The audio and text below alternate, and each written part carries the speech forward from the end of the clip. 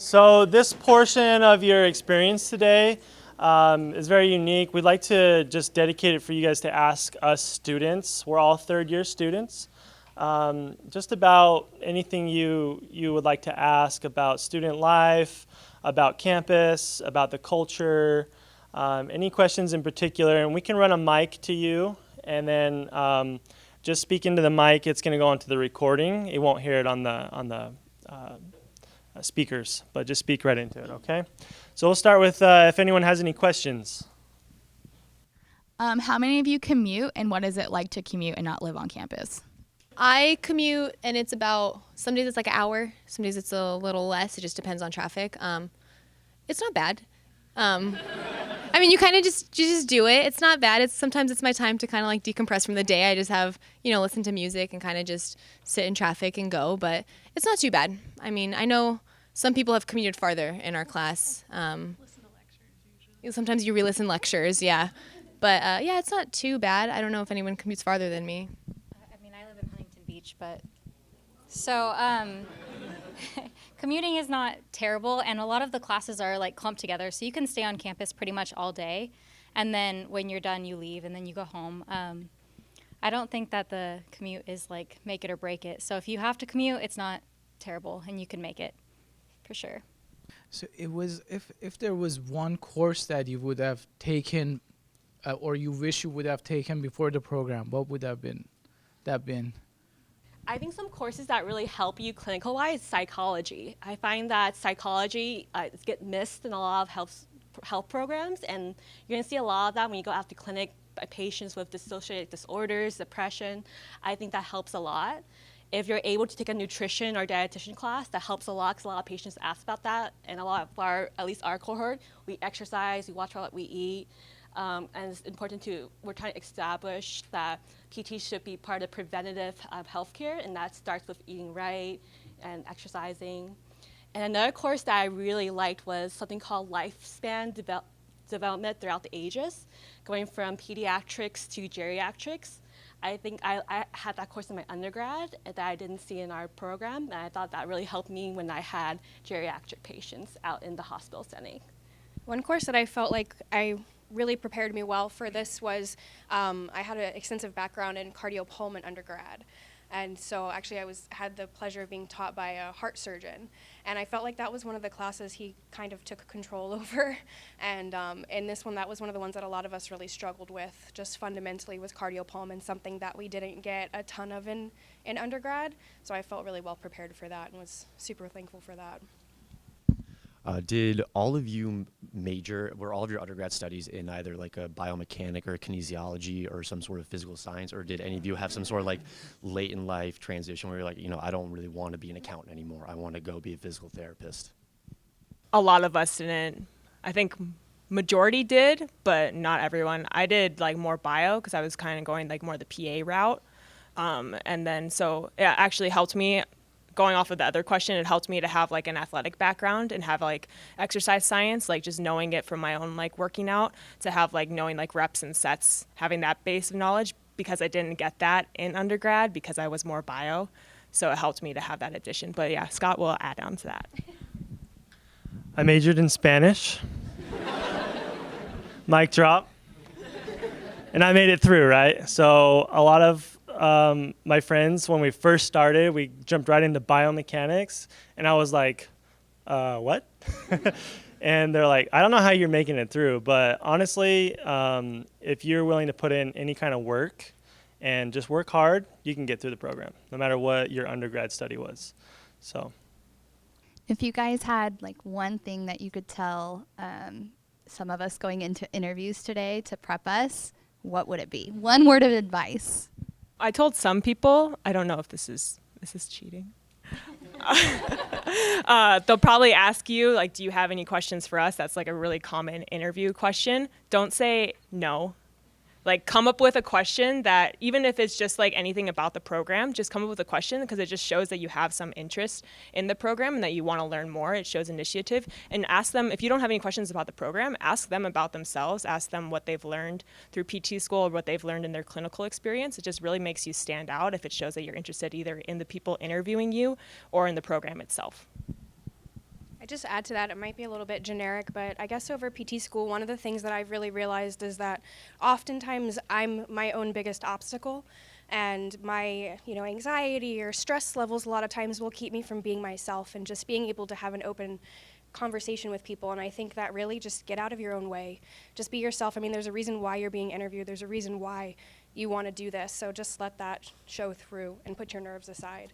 And then just kind of piggyback off of that, just be yourself. They just want to know who you are, right? So don't try to force it, or just be yourself. Answer truthfully and just explain why you answered that, or just, I'm going to keep saying it, but be yourself, because they really care about who you are as a person and if you're a good fit for our school, for APU, but also if you personally would fit here over somewhere else, So it's not just about them choosing you, but you choosing us. So like they said, ask questions, be yourself, and kind of just engage in a conversation over thinking a bit about it like, I have to answer this way, I have to answer my strengths, I have to answer this. Just be yourself, answer truthfully, and you'll be okay, because they truly care about who you are as a person. And they're not as scary as they seem. They're actually really nice, really chill. They want to get to know you, get to know them. They're all great. You'll be fine. What was the interview process like for all of you? Is it the same every year, or does it change as the years go on? I had mine on Skype because I was in NorCal. Yeah, I think it's the same every year. I think they, interview 2 at a time, and then you're in with 2 professors, and then they're just kind of, bouncing off questions and stuff. But as far as I know, it's the same, but I mean, it may have changed since, we did it a couple years ago. Top secret. Yeah, it's top secret. Yeah, no. And also, don't think of it as like a competition between the 2 people that you're with. Like, they also want to see how you're interacting, so a lot of times they'll take both of you or neither of you. Not that that's the thing. I'm just saying you're not competing with the person at all. So just they want to see how you're personable, how you're interacting with another person. If you guys are in relationships, and how do you guys balance between relationships and school, and have you guys had any issues between that with your significant other? We were actually talking about this earlier. We've had a lot of couples form and start and even get married during the program, but me personally, I got engaged before the program and I'm still not married. It's just, you hope that your significant other would be there for you, because honestly, it's probably been one of the most difficult things that we've ever been through together is him tolerating me through PT school and just, the hours and the lack of sleep and the lack of availability. But honestly, if it's meant to be and you guys are both willing to put the work and the time into it, then absolutely, it's a blessing to have somebody by your side. And if not, then it's a blessing not to have that person by your side. I was one of the few that got married as well throughout my program. A couple others here as well. Just like Jen said, it is a blessing to have that support, but it is also important that both you and your significant other have that communication. Like, hey, this is my priority. Please be gracious, right? But you also have to know, hey, I need to give myself to that other person as well. So something that helped for me was to really work hard throughout the week, so that when it was the weekend, it's all you. So I dedicate my time for you. So, I think she appreciated that. But, everyone is different. So I was a little bit of the opposite. I started a relationship right before PT school, so no idea how it's gonna work. But we lasted all 3 years. But for me, I was the opposite. I was like, I'm gonna be studying 24/7. You're either with me or you're not with me. And so I think that shows a lot to what Jen said. If they're with you, they're with you. One of the biggest things was if they are for my success, that's the kind of person I want to be with. I would be studying through the night, through the weekend, and they'll study with me. So, there'll be nights where I stay up all night and he'll copy edit my essays for me the morning before I need to go to class. So I think that tests your relationship a lot. And made it through, so find a good one in the beginning. And just remember, you're going to have to be a little selfish during this time. You're spending a lot of money. Don't waste it. You don't want to fail because of that extra date night when you should have been studying. Try to prioritize studying. Study, just like Justin said, often. You can usually get a day off or 2 if you really put in the effort. I would just say, big picture, as long as you guys are on the same page, you'll be okay. Right? As long as you guys are communicating with each other, kind of like they're all saying, as long as you're just open with each other and communicating your needs and their needs, you'll be okay. I think majority of our cohort is either in a like a long-term relationship or marry. So you can do it. You'll be okay. It's possible. Is it possible to do PT school and work a part-time job at the same time? I'm going to say no. Some of our classmates do work a part-time job. So I worked as an aide still one Saturday a month because that's all that I felt that I can give to that and to school. Because coming into PT school, it is your job now. And you don't want your classes and your studies to falter because you're working more hours. And you have to dedicate, I think, when you sign your contract, an X amount of time that you have to be available per day when you're here because this is your job. So majority of our classmates did not work. Some of them did work a part-time job here and there. I think Sophie worked a little bit, and Jen did too, and Justin. So you find little ways to do it if you can, as long as it's not affecting your school, which is kind of your priority. Some of the time you're going to have checkoffs as well. So for other classes, maybe you have your class scheduled for these amount of hours, but during the off hours, you could be called to come and perform a checkoff. So just being available, like Tatiana said, during all hours of the day usually is important. So I'll speak for myself, but when I started PT school, I worked for myself as a massage therapist, and I'd spent a lot of years doing that and kind of building up my clientele. And when I started PT school, I said, I can do this. My clients will work with my schedule, and I'll keep it open. I found that at about a year into PT school, I actually closed my business, closed my Yelp, and just kept regular clients who would deal with me, giving them an hour's notice, saying, sorry, I can't come tonight, I have checkoffs. And they all knew what checkoffs were. So that's why working very part-time for me worked, and I think Sophie and Justin both pretty much worked for themselves as well. We did have one classmate who worked every weekend, part-time at a regular job, but again, she'd been there for years and years, so they were really flexible with her, and she's just a beast. I don't know how she did it. I think Justin and I both did like personal training, both kind of online and also like in person. So at least for me, like it was really helpful to do that and like go from C skills and ortho and then go work with the client because it was really like helping me kind of solidify the knowledge. And then it also kind of gave me like an incentive to get my studying done because that was like my break because I was interacting with people. I was getting a little break from studying, but I was also kind of studying, but without sitting in front of my iPad or my books. So it was really helpful for me to continue to work, and I worked throughout the full 3 years. So on the complete opposite end of that, there's one of our friends in our cohort who has grown his business from basically just online to I think this year he's passed the $200,000 mark. So he's been in PT school the whole time, and he's grown his business online throughout PT school. So, and I wouldn't consider him, I mean, he's one of my best friends, but he's not like the most, like, there's smarter people in the class, but he works hard. So again, I'll go back to that, like working hard. If you're the person to know, to just say, I'm going to work hard, I'm a workhorse, then I think you'll be fine. If you are someone that has a lot of stress in your life, if it's something that you're a single track mind a lot of times, then I wouldn't recommend it to you. So are any of you guys out-of-state students? And if so, when did you move here to start in January?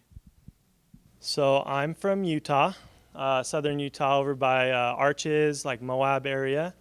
I did my undergrad by Zions over in southern Utah as well. We moved here after interviewing in Utah, Arizona, New Mexico, and California.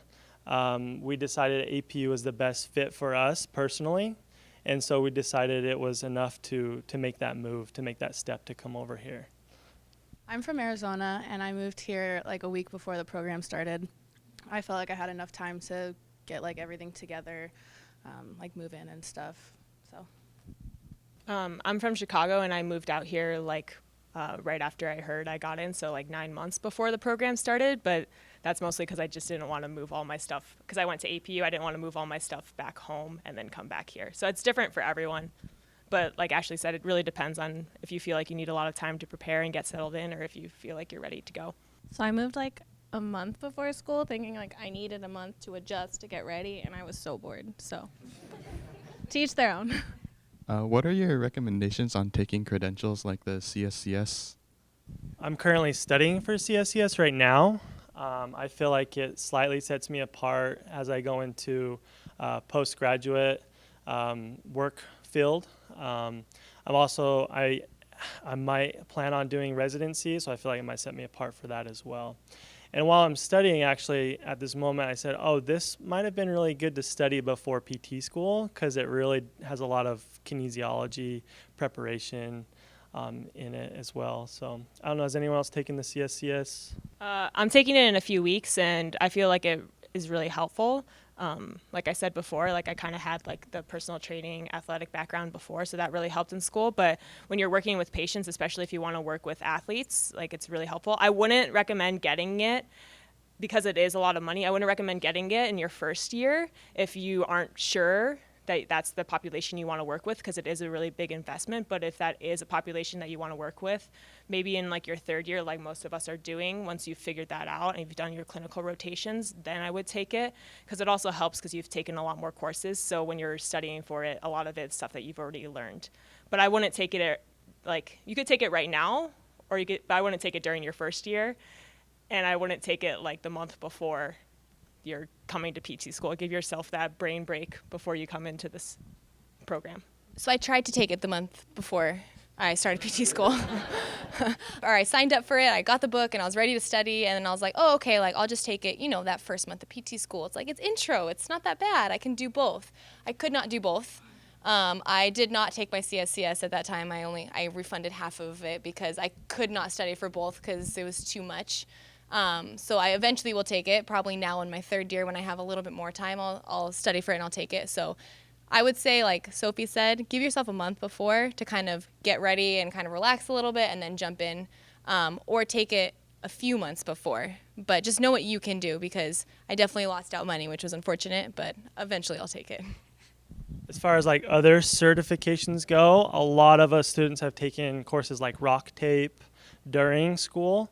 A lot of it, I mean, I took one, I loved it. So you do have time. I feel like after the first year, you have a little bit more time to take some certifications like on weekends, if that's what you're interested in. Is there anything you would suggest to study for prior to getting to PT school? I tried to. I bought a book, like a kinesiology anatomy review book, and I studied for the first 4 weeks before the program started, and I really, really wish that I hadn't, because once the program started, I felt like I had already been in school for a month, and then like I already felt pretty fatigued going into the program, so I really wish that I had taken that month off to kind of like hang out with my friends and my family, and before I dove in, because the first year is a lot of work, so I really wish that I hadn't done that, but that's just me. You're going to want to give yourself the biggest break you can, because once school starts, those friends that you see every day on the weekends, you're going to be seeing a little less of them. So absorb your friendship time, absorb your family time, because once school starts, especially your first year, your social life's going to go down. So, yeah. I would say if you want to prepare for anything, I would say maybe continue working a little bit as an aide or a volunteer, so you're still seeing different populations and you're still interacting with people and seeing different diagnoses, and so you can continue to build that way, but still give yourself a little bit of time before you go in. How has your relationship with faculty like grown throughout the 3 years that you're in the program? So I think every single one of our faculty members is awesome. They, from like day one, like I've said before, like they connect with you individually as a person, and we had a class of 52, and I feel like, me personally, I feel like they knew every single one of us, and they cared about every single person that was there. Whether it's you need extra help and extra office hours, and they'll be there for you if you need it, or you just need someone to talk to, they're there for you if you need just to talk about your relationship or what's going on in life or just your class or just talk, they're there for you. So I feel like from day one, like you can just tell, like you can just feel how much they're there for you and they care for you. Even going before day one, I think they sold me at interview day. Just the few hours that I spent with them here, like today, for those of you that are going into interviews, I was sold the first few hours. So I think that says a lot about our faculty. For myself, you guys know Dr. Wong, who was up here. I grab lunch with him pretty regularly, just talking about life, but also having him as a mentor to talk to you about for physical therapy. Like there's not that many people in life that you can talk about physical therapy with and like share your aspirations, your goals, maybe your classmates, but it's always nice to have someone that's already in the field that you can look up to and talk to them about.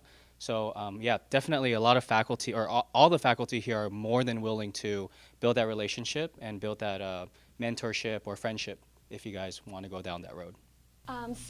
My first 2 years, I felt I wasn't as close to the faculty because I felt like, oh, I'm a student, I need to keep this separate. But my last year, a number of us are TAs and GSAs, and we got a lot closer to the professors that way too.